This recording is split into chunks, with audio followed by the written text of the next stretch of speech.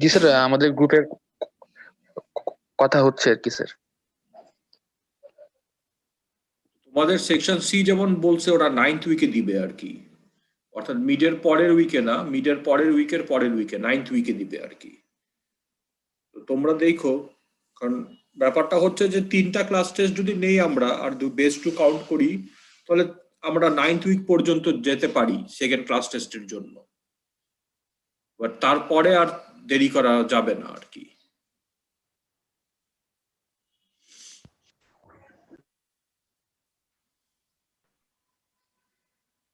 কাজে 9th week পর্যন্ত যাই, তোমরা আমাকে কালকে জানাও, কালকে তো মিডের আগে লাস্ট ক্লাস আমাদের, তাই না?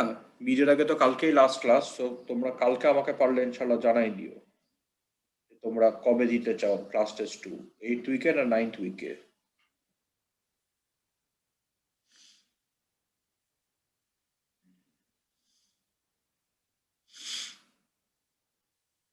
আচ্ছা, আমরা শুরু করি আজকের ক্লাস।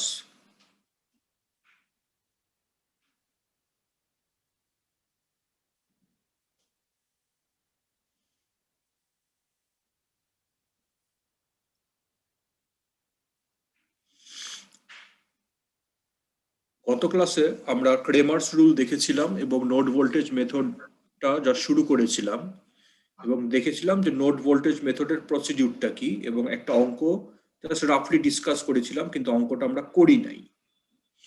সো অঙ্কটা হচ্ছে আমার এটা, যে এই সার্কিটে আমার দেয়া আছে ইম্পিডেন্স গুলা, বলা হচ্ছে যে এই ইন্ডাক্টরটার অ্যাক্রসে ভোল্টেজ বের করতে হবে ইউজিং নোড ভোল্টেজ মেথড। এখানে উল্লেখ করা নাই নোড ভোল্টেজ মেথড, বাট আমরা অঙ্কটা করব ইউজিং নোড ভোল্টেজ মেথড, এবং সেটাই এখানে করা হয়েছে অ্যাকচুয়ালি।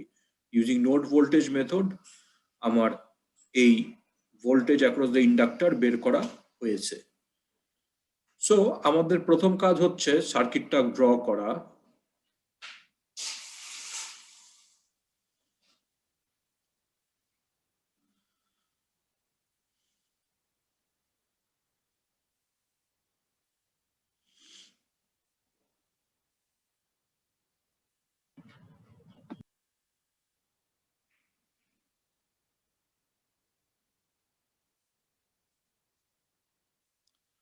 হোয়াইট বোর্ড দেখা যাচ্ছে? জি স্যার। জি স্যার।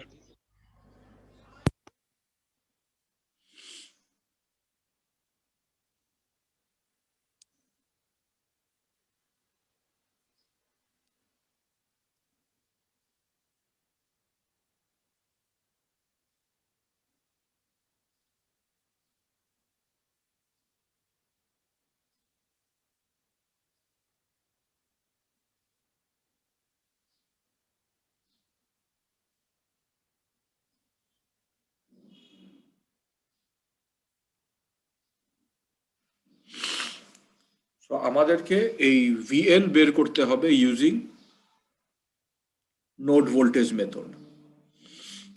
এখন দেখো, প্রথম স্টেপ হচ্ছে যে প্রতিটা নন গ্রাউন্ড নোডে আমাদের ভোল্টেজ অ্যাসাইন করতে হবে। তাহলে এখানে গ্রাউন্ড বাদে কয়টা নোড আছে তোমরা বলো তো আমাকে? 3টা স্যার। 3টা। 1টা 2টা 3টা, তাই না? গ্রাউন্ড বাদে 3টা নোড আছে।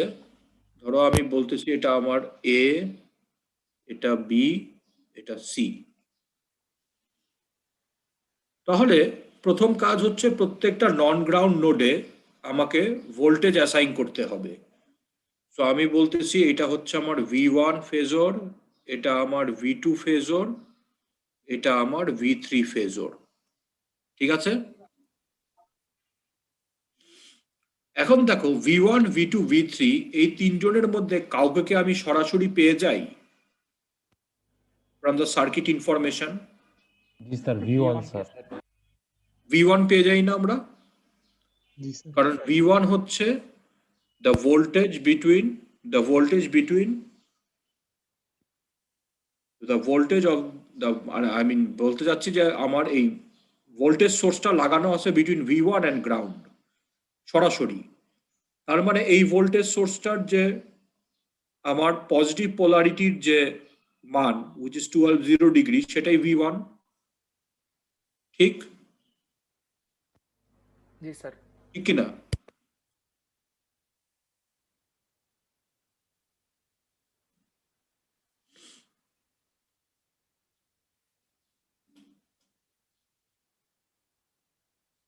ঠিক আছে এটা?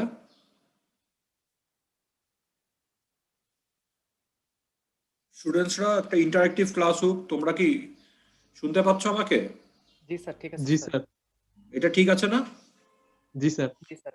আচ্ছা, তাহলে এখন দেখো স্টেপ 2 হচ্ছে প্রত্যেকটা নোডে আমাকে কেসিএল অ্যাপ্লাই করতে হবে। তো V1 এটা আমার নোড এতে কেসিএল অ্যাপ্লাই করার দরকার নাই, কারণ নোডের ভোল্টেজ আমি সরাসরি পেয়ে গেছি।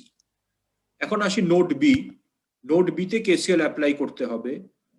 তো আমরা যদি এখানে এই আউটগোয়িং কারেন্ট গুলাকে এরকম ভাবে মার্ক করি, একটা দুইটা তিনটা কারেন্ট, তো তোমরা 1-1-এই পড়েছো নোড ভোল্টেজ মেথড, যে আমরা যদি নোড বি তে কেসিএল অ্যাপ্লাই করি,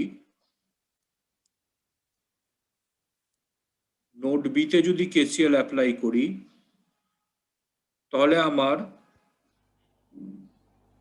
আউটগোয়িং কারেন্টস গুলার সাম হবে ইনকামিং কারেন্টের সাম, তাই না? জি স্যার।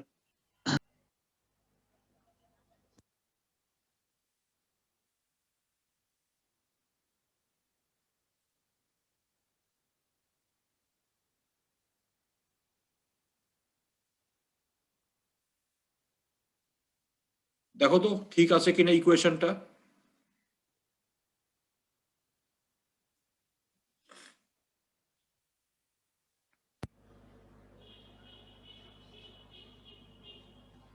অর্থাৎ আমার এই কারেন্টটা হচ্ছে V2 মাইনাস V1 ওভার 0.5, এই কারেন্টটা হচ্ছে V2 মাইনাস V3 ওভার 2, আর এই কারেন্টটা হচ্ছে V2 মাইনাস 0/10 যে, এবং এই নোডে কোনো কারেন্ট সোর্স লাগানো আছে নাই, তাহলে ইনকামিং কারেন্ট হচ্ছে 0। সো ডান দিক হচ্ছে আমার সমান সমান 0, তাই না? জি জি স্যার। স্যার। আচ্ছা, তো আমরা যদি গ্রুপিং করি,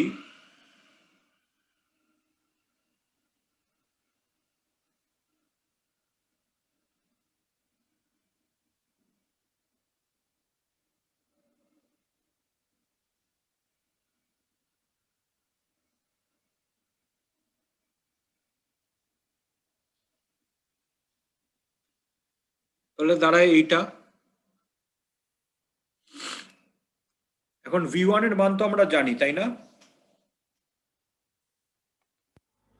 জি স্যার। V1 এর মান তো আমরা জানি 12 ডিগ্রি ভোল্ট। তো আমরা যদি V1 এর জায়গায় এটা বসাই দিয়ে V1 কে ওই পাশে নিয়ে যাই, তাহলে আমাদের ইকুয়েশনটা দাঁড়ায়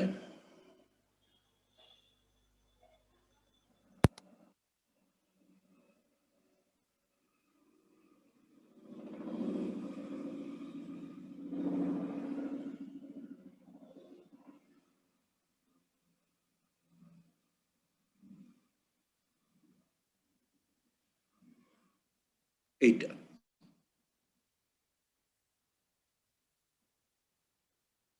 This is our equation 1.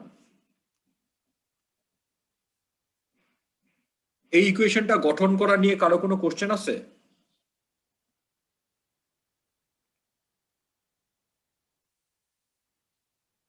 Students? No sir. ওকে, তাহলে এখন যদি আমরা কেসিএল অ্যাপ্লাই করি অ্যাট নোড সি,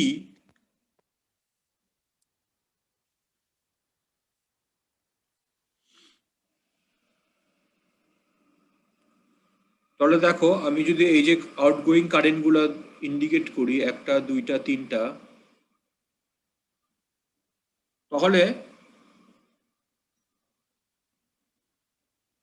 আমার ইকুয়েশন দাঁড়ায়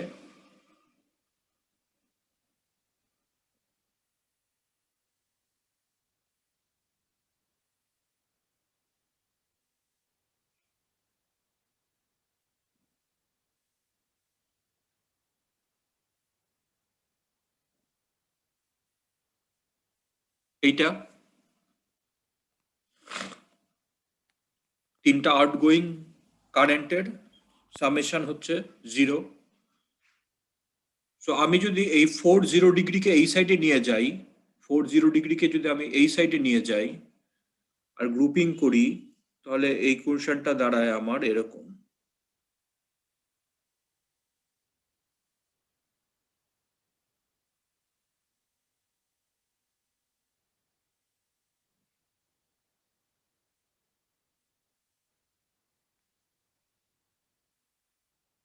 ঠিক কিনা?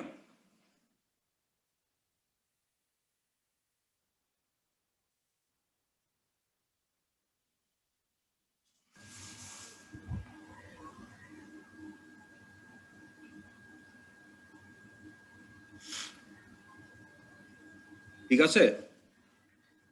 জি স্যার। আচ্ছা, so this is our equation 2।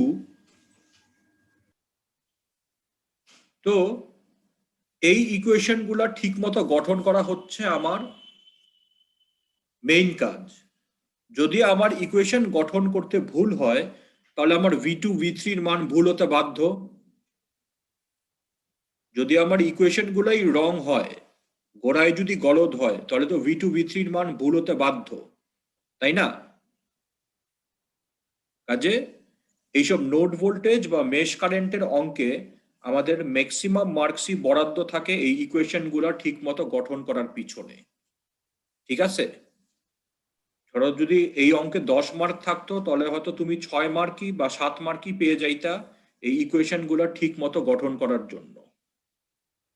ক্যালকুলেশনে mistake হতেই পারে, সেটা ইজ আন্ডারস্ট্যান্ডেবল, বাট ইকুয়েশন গুলা গঠন করতে যদি আমার ভুল হয়, তাহলে তো আমার বাকি রেস্ট অফ দ্য অঙ্ক ভুল হতে বাধ্য। এর জন্য ম্যাক্সিমাম মার্কস বরাদ্দ থাকে এই ইকুয়েশন গুলো ঠিক মতো গঠন করার পিছনে। সো আমার এখন দুইটা ইকুয়েশন, দুইটা আননোন, দুইটা ইকুয়েশন, এটা একটা ইকুয়েশন, এটা একটা ইকুয়েশন, দুইটা আননোন। তাহলে এখন আমি বের করতে পারবো না V2 আর V3 এর মান using any method like substitution method বা এলিমিনেশন মেথড বা ক্রেমার্স রুল। ঠিক কিনা? স্যার এখানে স্যার 40 ডিগ্রি অ্যাঙ্গেল স্যার, ওইদিকে যাওয়ার কারণে স্যার 180 ডিগ্রি হয়েছে না স্যার? হ্যাঁ, মানে এটা হচ্ছে তো -40 ডিগ্রি, তো -40 ডিগ্রি মানে যা আর 180 ডিগ্রি একই কথা। তুমি এখানে -40 ডিগ্রিও লিখতে পারতা, কোনো সমস্যা নাই। আমি মাইনাস জি সাইনটা সরাই দেওয়ার জন্য এখানে জাস্ট 180 ডিগ্রি লিখছি। ঠিক আছে? জি স্যার। আচ্ছা, এখন দেখো, যদি আমাদের এই সহগগুলা V2 V3 সহগগুলা, V2 সহগ এখানে আমার একটা রিয়েল নাম্বার, সমস্যা নাই, বাট V3 সহগ হচ্ছে একটা কমপ্লেক্স নাম্বার। এই কমপ্লেক্স নাম্বার গুলাই ঝামেলা তৈরি করে, নইলে আমরা ক্যালকুলেটরে সরাসরি দুইটা লিনিয়ার ইকুয়েশন সলভ করে ফেলতে পারতাম, তাই না? জি স্যার। কিন্তু গতকালই আমি তোমাদের বলেছি যে এই কমপ্লেক্স নাম্বার গুলা যদি আমার কোফিশিয়েন্ট হয়, তাহলে আমরা সরাসরি এদেরকে ক্যালকুলেটরে বসায় অঙ্ক করতে পারি না। মানে আমি জানি না যে এটা করা যায় কিনা, মানে আমি পারি না। এর জন্যই আমরা গতকাল ক্রেমার্স রুল দেখেছিলাম, যে একটা রিলেটিভলি ইজিয়ার মেথড, যে মেথডে আমরা এইভাবে linear equation having complex coefficient solve করতে পারি। তাহলে আমরা যদি দেখি, আমরা যদি ইউজ করি ক্রেমার্স রুল, তাহলে ধরো আমার একটা ডি ম্যাট্রিক্স যদি হয় comprising of the coefficients of v1 and v2,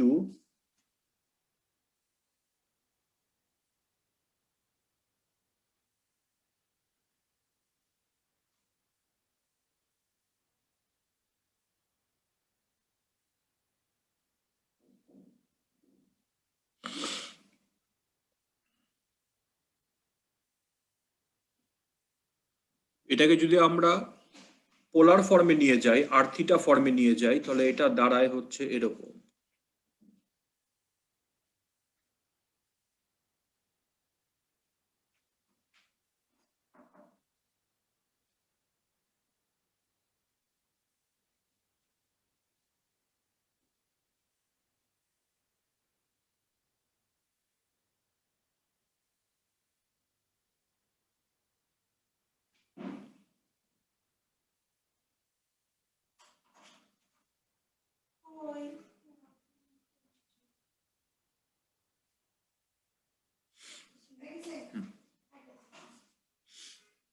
তো কি মানে পোলার ফর্মে এটা এটা আসবে, অর্থাৎ এই কমপ্লেক্স পার্টটা ইন রেক্ট্যাঙ্গুলার ফর্ম এখানে আসে, সেটা হবে এত, আর এইটা হবে সমান সমান এত পোলার ফর্মে। যদি করো তাহলে করে দেখবা এটাই আসে। তাহলে ডিএক্স ম্যাট্রিক্স যেটা, অর্থাৎ V2 বের করার জন্য যে ম্যাট্রিক্সটা আমার লাগবে, সেখানে আমার এই কলামটা will be replaced by the entries on the right hand side, তাই না? গতকাল তো ক্রেমার্স রুল দেখাইছি, আর তোমরা একটা ইন্টারমিডিয়েটও পড়ে আসছো, তাই না? जी सर তাহলে ডিএক্স ম্যাট্রিক্স যেটা,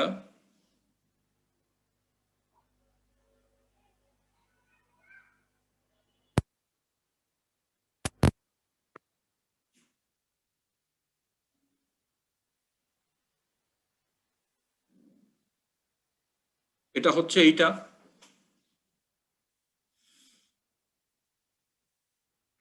আর ডিওয়াই ম্যাট্রিক্স যেটা,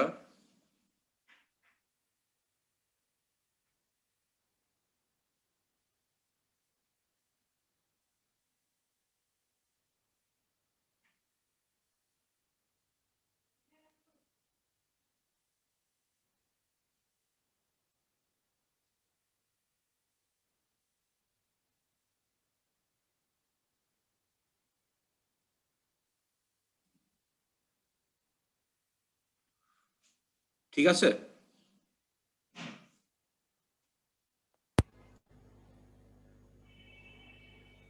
এটা কি বোঝা গেছে স্টুডেন্টসরা? जी सर ক্রেমার্স রুলের অ্যাপ্লিকেশন জাস্ট, আর কিছুই না। তাহলে আমাকে এখন ডিটারমিনেন্ট বের করতে হবে এই ম্যাট্রিক্স গুলার। তো একটা 2x2 ম্যাট্রিক্সের ডিটারমিনেন্ট বের করা তো আমরা ইন্টারমিডিয়েট লেভেলেই শিখছি, তাই না?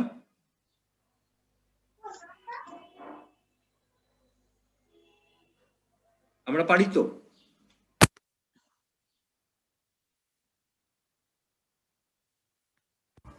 जी सर যে আমরা জানি যে ডিটারমিনেন্ট হচ্ছে ডায়াগোনাল এলিমেন্টস গুলার গুণফল। মানে যদি আমার ABCD হয় একটা ম্যাট্রিক্স, তাহলে এটা ডিটারমিনেন্ট হচ্ছে আমার AD মাইনাস মাইনাস BC, এটা আমরা জানি, তাই না? जी सर জি স্যার। আচ্ছা, সো আমাকে যদি বের করতে হয় ম্যাট্রিক্স গুলোর ডিটারমিনেন্ট, তাহলে আমার ডি ম্যাট্রিক্সের ডিটারমিনেন্ট, DX এর ডিটারমিনেন্ট, DY ডিটারমিনেন্ট আমি যদি করি, এটা যদি করো তোমরা, তাহলে পাবা হচ্ছে মান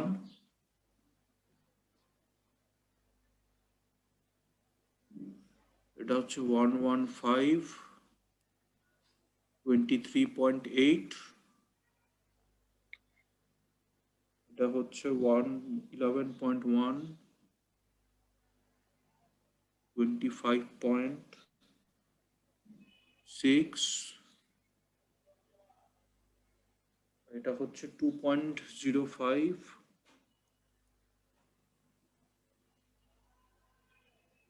অ্যাঙ্গেল হচ্ছে 11.3 ডিগ্রি। তাহলে V2 কত হবে? এইটা না?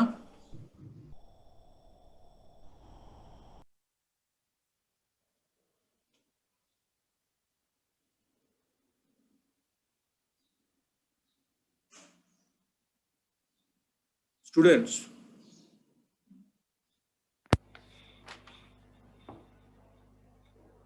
আমি যখন V2 বের করব, তখন V2 কলামকে আমি যখন রিপ্লেস করছি রাইট হ্যান্ড সাইড দিয়ে, অর্থাৎ এই কলামটাকে যখন রিপ্লেস করছি আমি using the quantities on the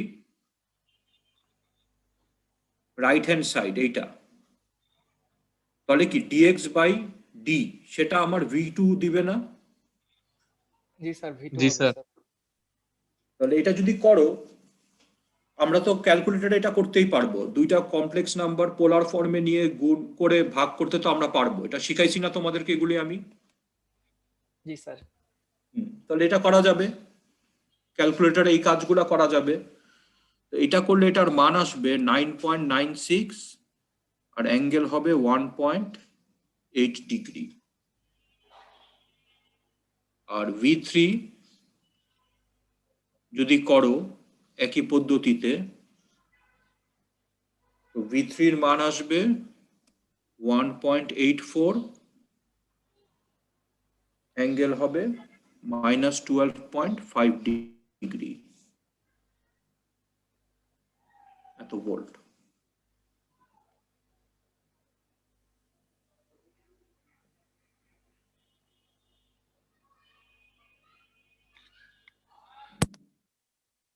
তাহলে দেখো আমি V2 পেয়ে গেছি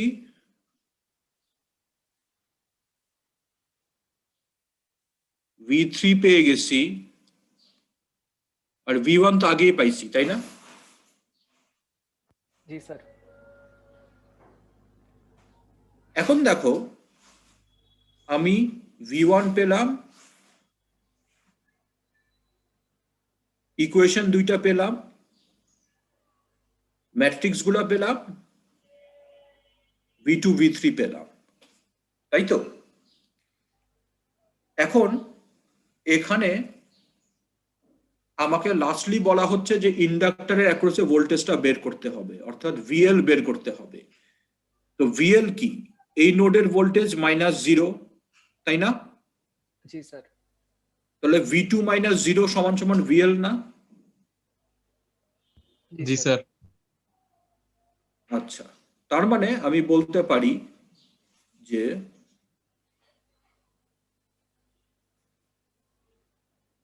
VL ইকুয়াল টু V2 সমান সমান 9.95, অ্যাঙ্গেল হচ্ছে 1.8 ডিগ্রি, এত। ক্লিয়ার?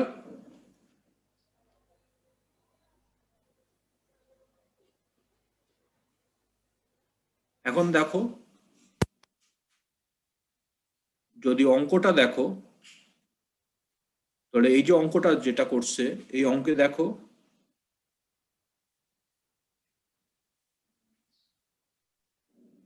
এই যে ইকুয়েশন দুইটা, ফার্স্ট ইকুয়েশন সেকেন্ড ইকুয়েশন করে শেষমেশ দেখো ক্রেমার্স রুল ইউজ করে আমার V2 আর এরা লিখছে V1, যেটা ওই ভোল্টেজটা, ইন্ডাক্টর অ্যাক্রসে ভোল্টেজ হচ্ছে 9.95, অ্যাঙ্গেল হচ্ছে 1.88 ডিগ্রি, আমার আসছে 9.96, অ্যাঙ্গেল আসছে 1.9 ডিগ্রি বা 1.8 ডিগ্রি।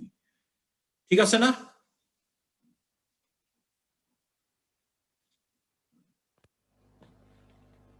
জি স্যার। এখন দেখো এই অঙ্কটা বোঝা গেল কিনা।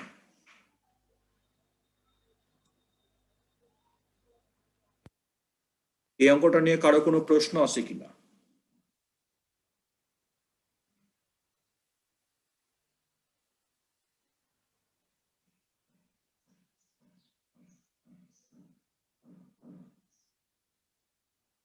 সো এই অঙ্কে যদি 10 মার্ক থাকে, তাহলে এজ আই সেইড, যে তোমাকে যদি বলা হয় যে নোড ভোল্টেজ দিয়ে V1 V2 V3 এর মান বের করো বা VL বের করো ইউজিং নোড ভোল্টেজ মেথড, তাহলে সিংহভাগ মার্কই বরাদ্দ থাকবে তোমার এই ইকুয়েশন 1 আর এই ইকুয়েশন 2 গঠন করার পিছনে। এই দুইটা ইকুয়েশন ঠিক মতো গঠন করছো তো ম্যাক্সিমাম মার্কই তুমি পেয়ে যাবা। ক্যালকুলেশনে আমার মিস্টেক হতেই পারে, ধরো এই ম্যাট্রিক্সটা ফর্মে এটা ডিটারমিনেন্ট বের করতে গিয়ে আমার ভুল হতেই পারে, সেটার জন্য অত বড় খেসারত দিতে হবে না। বাট ইকুয়েশন গুলা যদি আমার ভুল বের হয়, তাহলে বাকিগুলা ভুল হতে বাধ্য। এর জন্য ইকুয়েশনের পিছনেই ম্যাক্সিমাম মার্কস বরাদ্দ থাকে, রেস্ট অফ দ্য মার্কস বরাদ্দ থাকে এই জিনিসগুলা ঠিক মতো বের করার পিছনে। বোঝা গেল?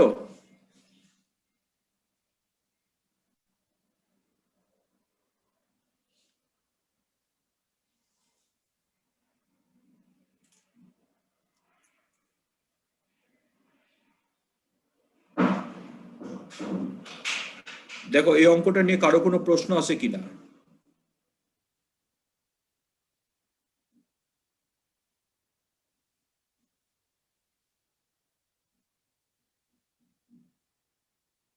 আমি ক্রেমার্স রুল দিয়ে করলাম কারণ ক্রেমার্স রুলটা আমার কাছে অপেক্ষাকৃতভাবে ইজিয়ার টেকনিক মনে হয়েছে। তুমি অন্য মেথডেও করতে পারো। তোমার যদি মনে হয় যে তুমি ক্রেমার্স রুল ইউজ করবা না, তুমি সাবস্টিটিউশন মেথডে করবা বা এলিমিনেশন মেথডে করবা, তুমি করতেই পারো, কোনো সমস্যা নাই। করে দেখবা যে একই অ্যান্সার আসে। এলিমিনেশন মেথড মানে কি তোমরা জানো যে এলিমিনেশন মেথড মানে হচ্ছে যে V2 V3 এর মধ্যে একটাকে এলিমিনেট করে দিব, অপরটা বের করে তারপর ব্যাক সাবস্টিটিউশন করে V3 এর মান বের করব। আর সাবস্টিটিউশন মেথডে হচ্ছে একই রকম বলতে গেলে, যেটা হচ্ছে যে আমি V2 বা V3 K in terms of the other variable express করব, তারপর অপর ইকুয়েশনে সেটাকে সাবস্টিটিউট করব এবং তারপর একটাকে সলভ করে আবার ব্যাক সাবস্টিটিউশন করে বের করব। যে এলিমিনেশন মেথড বা সাবস্টিটিউশন মেথড একই রকম, একই পদ্ধতি। আমার কথাটা বোঝা গেছে? জি স্যার। তো এইভাবে করলে তোমার ক্যালকুলেশনটা একটু লেন্দি হয়, এটা আমার এক্সপেরিয়েন্স বলে। আমার এক্সপেরিয়েন্সে ক্রেমার্স রুলে সবচেয়ে তাড়াতাড়ি অঙ্ক করা যায়। কমপ্লেক্স নাম্বারের যে ঝামেলার যুক্ত অঙ্কগুলো আছে এগুলি রিলেটিভলি তাড়াতাড়ি করা যায় ইউজিং ক্রেমার্স রুল, এটা আমার অভিজ্ঞতা বলে। বাট অ্যাজ আই সেড, তুমি অন্য মেথড ইউজ করতে চাইলেও ইউ আর মোস্ট ওয়েলকাম। ঠিক আছে? জি স্যার।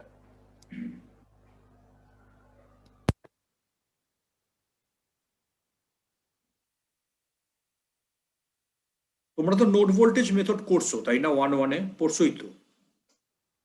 জি স্যার। সেটাই, সেম নোড ভোল্টেজ মেথডই, একই টেকনিক আমরা অ্যাপ্লাই করছি, একই টেকনিক অ্যাপ্লাই করে আমরা এটা বের করছি। শেষ করার আগে আমি তোমাদের একটা জাস্ট জিনিস বলে নেই।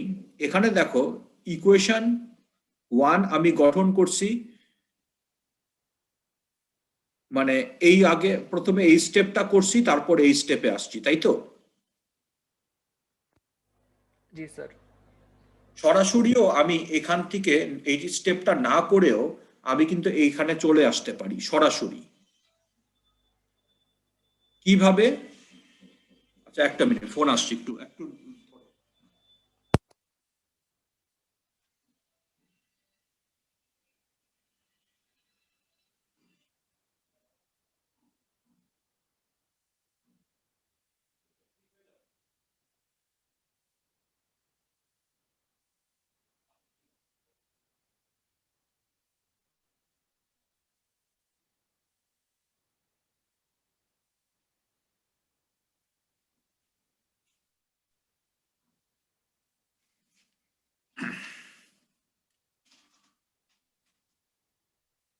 সরি, ফোন আসছিল।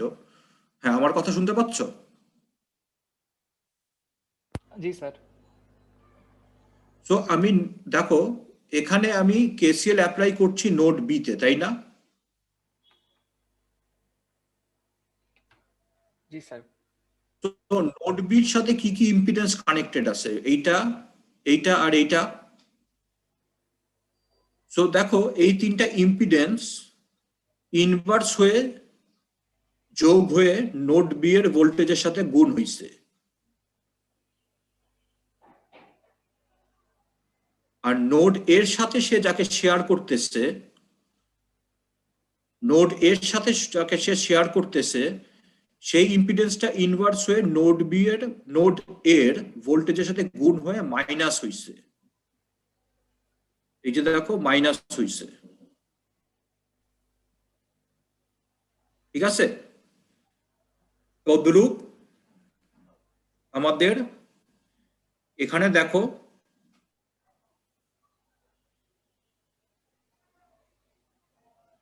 সরি, নোড সি এর ভোল্টেজের সাথে নোড সি এর সাথে যে ইম্পিডেন্সটা কানেক্টেড আছে ওইটা ইনভার্স হয়ে নোড সি এর ভোল্টেজের সাথে গুণ হয়ে মাইনাস হইছে। তো এইভাবে আমি সরাসরি যদি পারি তাহলে একবার লাইনে আমি এই স্টেপটা ওভারলুক করে সরাসরি এখানে চলে আসতে পারি যদি আমি এই আর্টটা মাস্টার করতে পারি। একইভাবে দেখো এই ইকুয়েশনে যখন নোড সি তে আমি অ্যাপ্লাই করছি তখন নোড সি এর যে ভোল্টেজ V3 সেটার সাথে কানেক্ট কি কি ইম্পিডেন্স হাফ আর -1/5J। তো এদেরকে আমি অ্যাডাপ্ট করে V3 দিয়ে গুণ দিছি। আর নোড বি এর সাথে সে শেয়ার করে হচ্ছে -1/2K মানে হাফ কে। সো নোড বি এর ভোল্টেজের সাথে আমি হাফকে গুণ দিয়ে মাইনাস সাইনটা দিছি। আর এখানে একটা কারেন্ট সোর্স লাগানো আছে যেই কারেন্টটা এই নোড থেকে বেরিয়ে যাচ্ছে, এই নোড থেকে কারেন্টটা বেরিয়ে যাচ্ছে। সো আমার কারেন্টটা হবে -400 অথবা 480। তো তুমি চাইলে প্র্যাকটিস করতে করতে সরাসরি এই ইকুয়েশনটা গঠন করার টেকনিক আয়ত্ত করে ফেলতে পারো। বোঝা গেছে?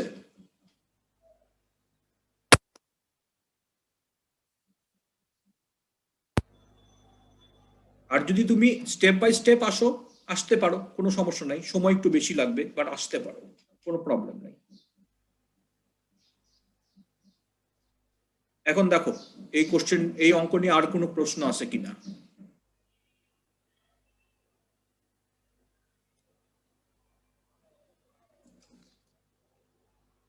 আমি যে এখানে লিখে দিচ্ছি ডিটারমিনেন্ট গুলোর মান এত হবে, এটা কিন্তু তোমাদের হোমওয়ার্ক থাকলো, নিজেরা এটা করে দেখবা যে আদৌ আসে কিনা, চর্চা হবে তোমাদের। ঠিক আছে? জি স্যার।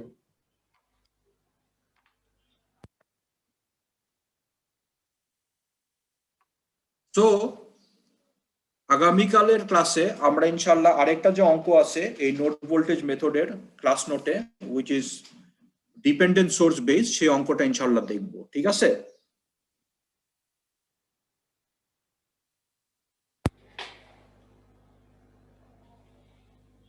তো আমাদের আজকের ক্লাস এ পর্যন্তই। আমি আজকের লেকচারটা রেকর্ড করছি, এই রেকর্ডিংটা আমি তোমাদের সাথে ক্লাস রুমে শেয়ার করে দিব ইনশাআল্লাহ। ঠিক আছে?